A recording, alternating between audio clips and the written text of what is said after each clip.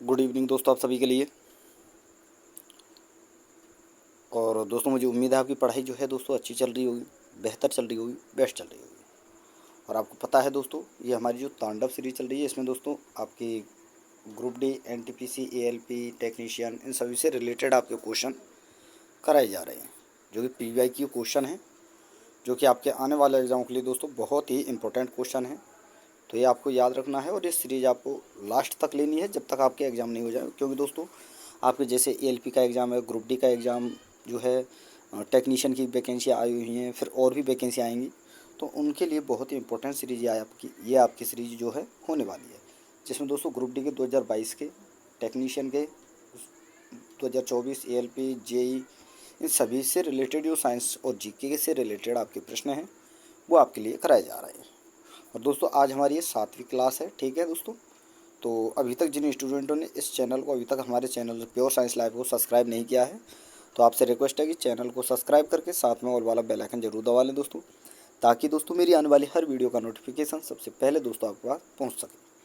और दोस्तों, एक और इम्पोर्टेंट सूचना कि आपको पता है दोस्तों, एएलपी सीवीटी 2 का रिजल्ट जो है आ चुका है, और जिसका दोस्तों मैं अपनी जो मेरा खुद का ये हमारा चैनल है, इस पर मैं पोस्ट डाल रहा हूँ।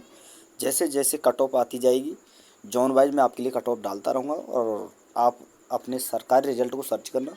सर्च में जाकर दोस्तों, आपको जैसे ही आप ऊपर की तरफ स्क्रॉल करते जाओगे, तो आपको वहाँ पर आपकी जो है जॉन वाइज कट ऑफ और परिणाम, सारी चीज़ें वहाँ देखने को मिलेंगी कि किस किस जोन का परिणाम जो है जारी किया गया है, किस किस जोन की कट ऑफ जारी की गई है, वो सारी चीज़ें। तो अगर आपको दिक्कत आ रही हो तो आप सरकारी रिजल्ट जाकर चेक कर सकते हैं। वहाँ पर जाकर जैसे ही आप खोलोगे तो ऊपर स्क्रॉल करते जाना, और स्क्रॉल जैसे ही करोगे आपको नीचे सारी चीज़ें मिल जाएगी। बाकी दोस्तों, जो कट ऑफ है वो जोन वाइज मैं आपके लिए पोस्ट के थ्रू जो है बता दूंगा। हालांकि मैंने भोपाल की डाली हुई है, इसी प्रकार से आपके जितने भी जोन है, सारी जोनों की कट ऑफ जो है आपके लिए बता दी जाएगी। अब चलिए दोस्तों, हम अपनी सीरीज़ में आगे बढ़ते हैं। और आज का हमारा जो पेपर है वो है दोस्तों 20/12/2024 का थर्ड शिफ्ट का पेपर है, ग्रेड थर्ड का। और आपको पता है दोस्तों, इसमें 1/3 की नेगेटिव रहती है। रेलवे का कोई सा भी एग्जाम ले लीजिए आप। तो चलिए दोस्तों, इसके सारे प्रश्न हम देखते हैं। साइंस में क्या क्या प्रश्न पूछे, जीके के प्रश्न तो मुझे मिले नहीं, जितने प्रश्न थे सारे के सारे करंट के प्रश्न थे, तो इसलिए मैंने उन्हें इंक्लूड नहीं किया। लेकिन जितने भी साइंस के प्रश्न हैं वो हम इसमें देखेंगे।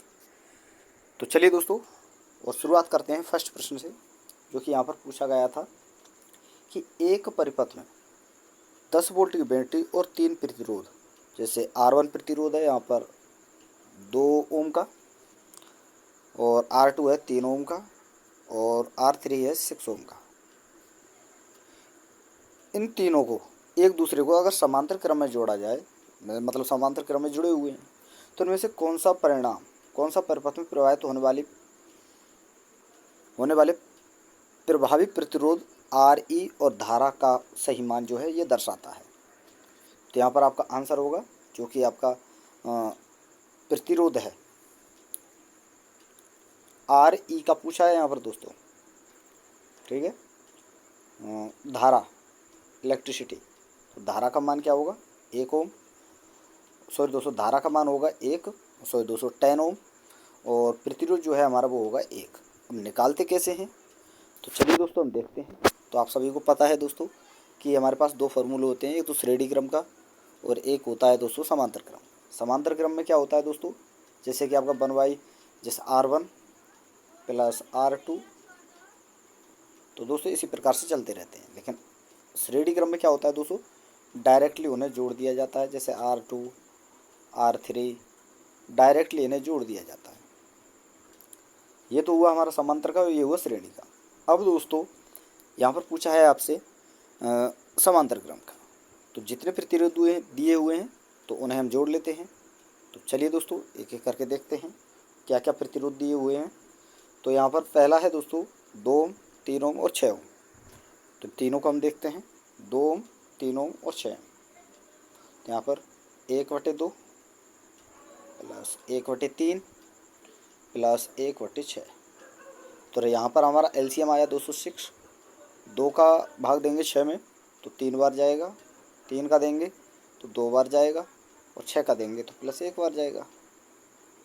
तो 6, ये टोटल आपका 6 हुआ, और 6 में भाग 6 का देंगे तो दोस्तों आपका क्या आएगा, 1 ओम प्रतिरोध आपका जो है निकल कर आएगा। ठीक है। और रही धारा की बात, तो दोस्तों देखिए श्रेणी क्रम में और समांतर क्रम में जुड़े हुए हैं, तो सभी में धारा जितनी जा रही है उतनी उतनी जो है बट जाएगी। तो यहाँ पर आपका आंसर क्या होगा दोस्तों?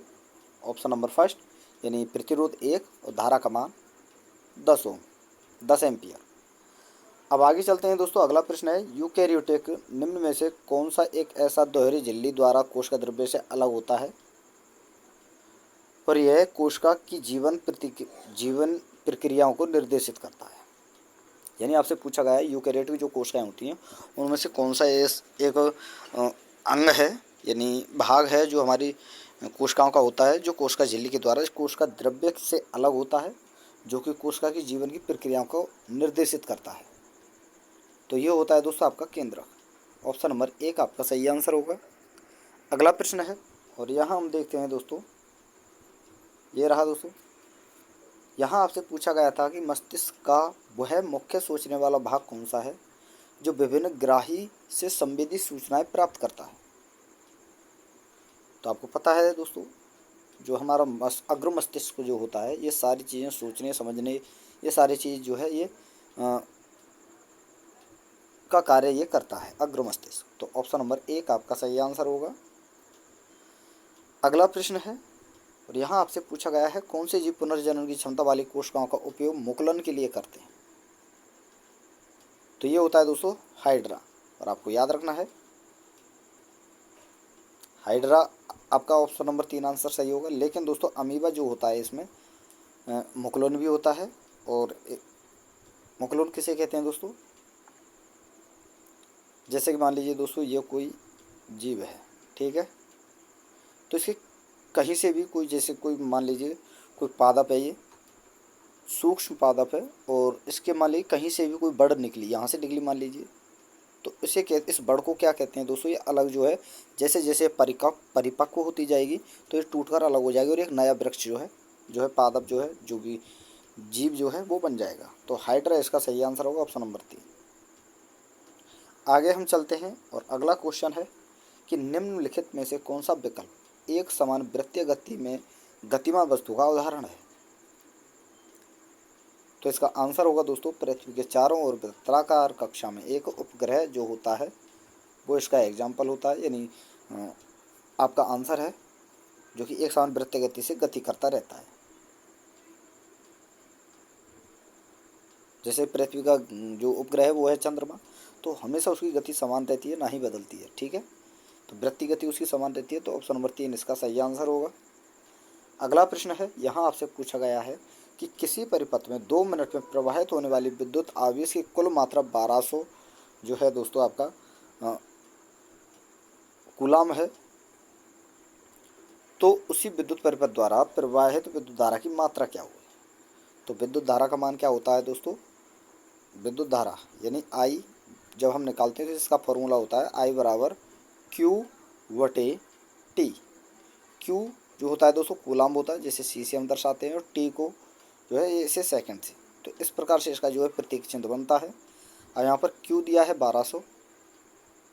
ठीक है दोस्तों, समय यहाँ पर हमारा सेकंड में होना चाहिए जबकि मिनट में है, तो मिनट में बदलेंगे तो 120 आएगा आपका, और 120 से जब 1200 को काटेंगे तो 10 एम्पियर आपका सही आंसर होगा। तो ऑप्शन नंबर 4 आपका सही आंसर है। आगे हम चलते हैं, और अगला प्रश्न है, यहाँ आपसे पूछा गया था कि धावन सोडा का रासायनिक संगठन यानी दोस्तों सूत्र क्या है? तो धावन सोडा का फॉर्मूला होता है दोस्तों Na2CO3.10H2O। तो ऑप्शन नंबर 1 आपका सही आंसर होगा।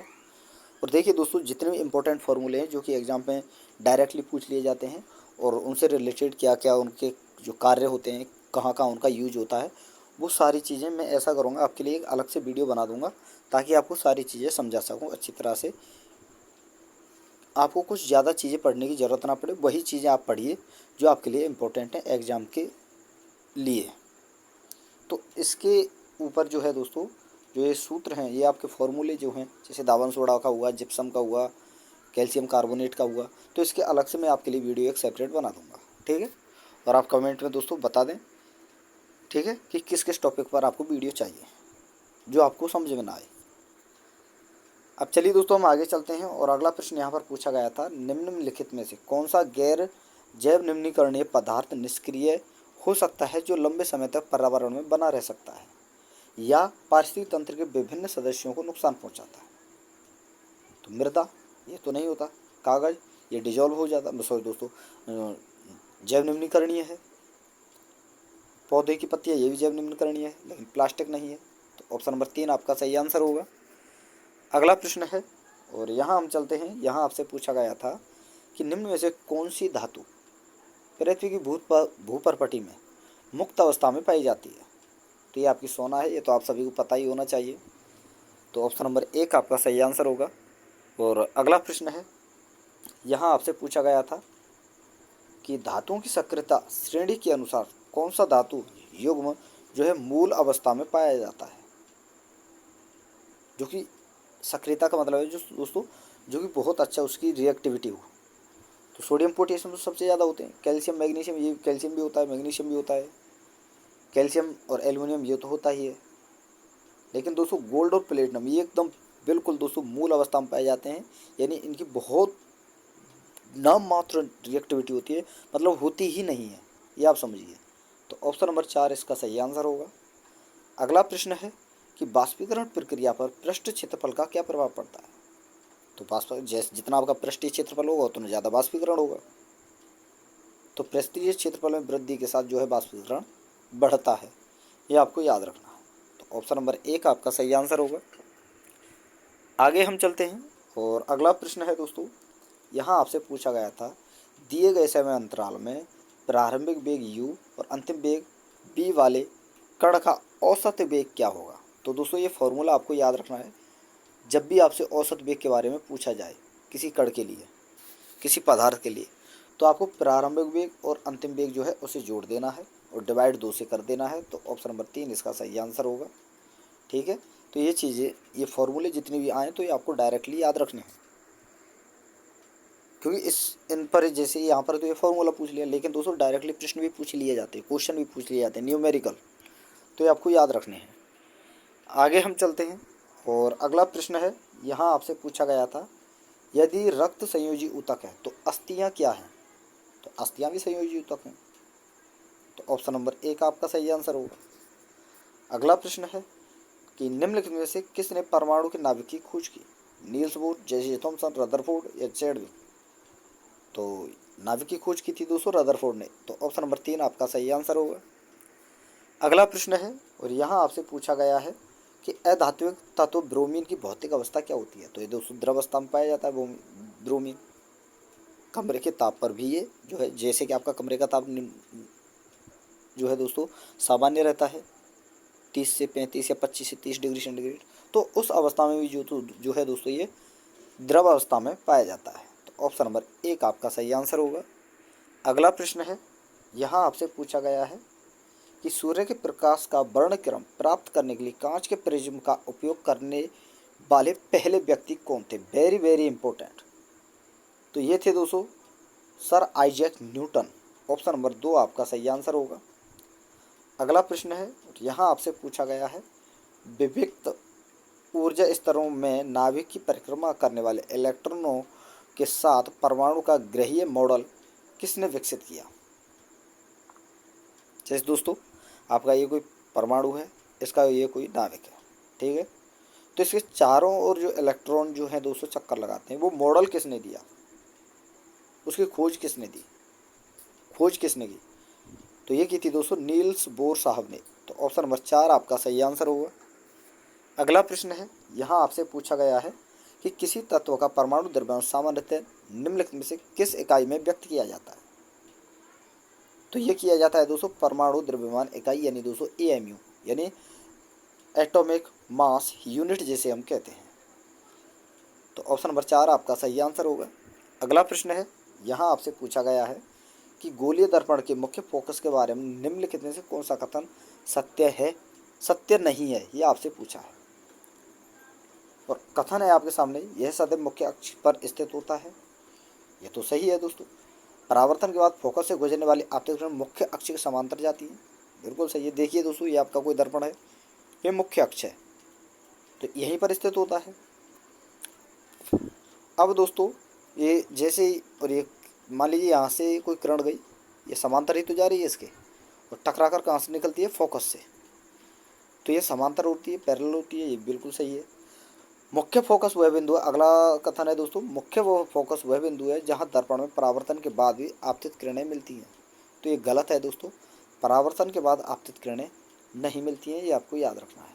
मिल भी सकती हैं, नहीं भी मिल सकती हैं, दोनों ही चीज़ें हैं। तो ऑप्शन नंबर 3 आपका गलत है, ये आपको याद रखना है। यानी ऑप्शन नंबर 1 यहाँ पर इस हिसाब से आपको आंसर देना है, ना कि इस हिसाब से। आपको तो यहाँ पर बस देखना है कि इनमें से गलत कौन सा है। और ऑप्शन में है आपके केवल 3, 2 3, 1 2 या 1। तो केवल 3 गलत है। तो ऑप्शन नंबर 1 आपका सही आंसर होगा। अगला प्रश्न है, और यहाँ आपसे पूछा गया है, यदि कोई मशीन 4 सेकंड में 500 जूल कार्य करती है तो उसका शक्ति निर्गत कितना है, ये आपसे पूछा गया है। तो शक्ति का फॉर्मूला होता है दोस्तों जूल बटे सेकंड।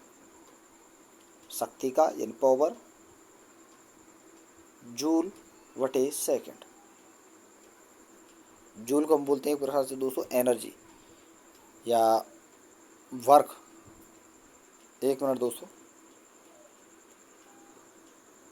ये होता है दोस्तों पावर यानी शक्ति, वर्क यानी W, और समय यानी T, यानी कार्य बटे समय।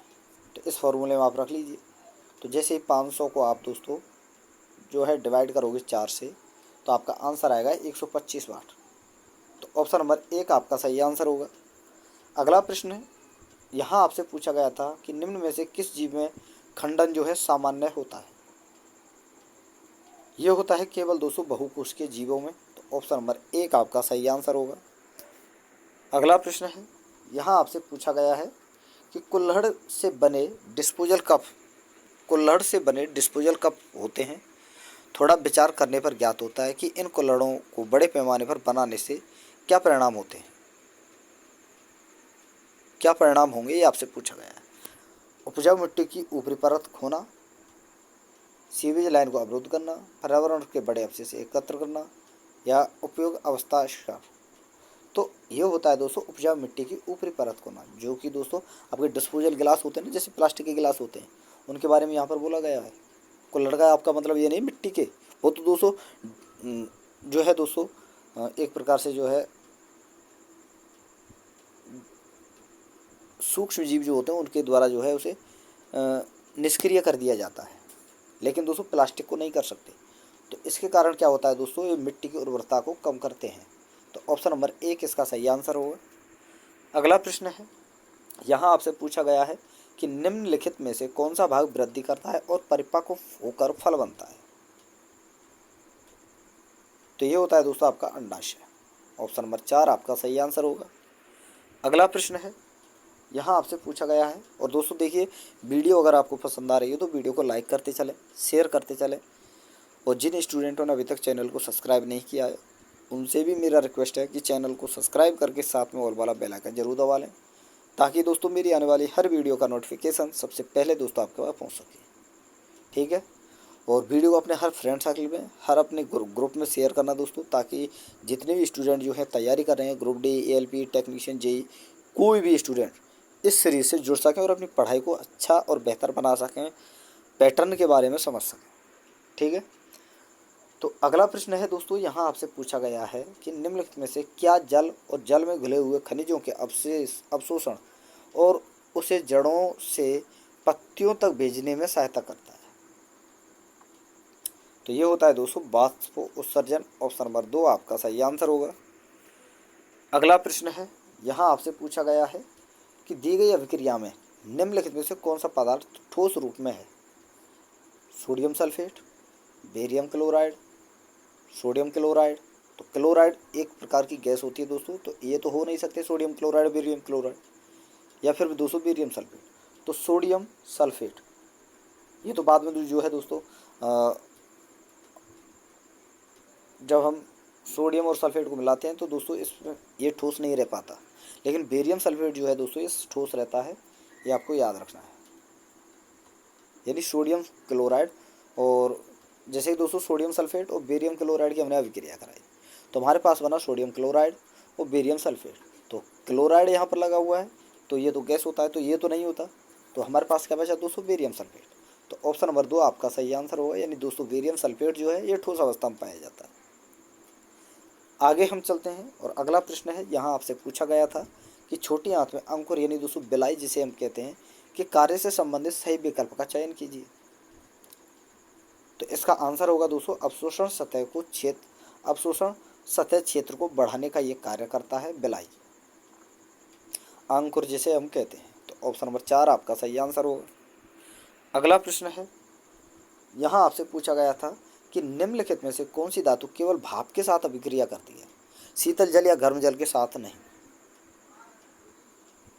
तो ये होती है दोस्तों एल्युमिनियम, एक होता है दोस्तों आपका जिंक, एक होता है ठीक है दोस्तों लोहा, आयरन जिसे हम कहते हैं Fe, ठीक है। तो ये 3 आपको इम्पोर्टेंटली याद रखनी है। तो ऑप्शन नंबर 2 आपका सही आंसर होगा।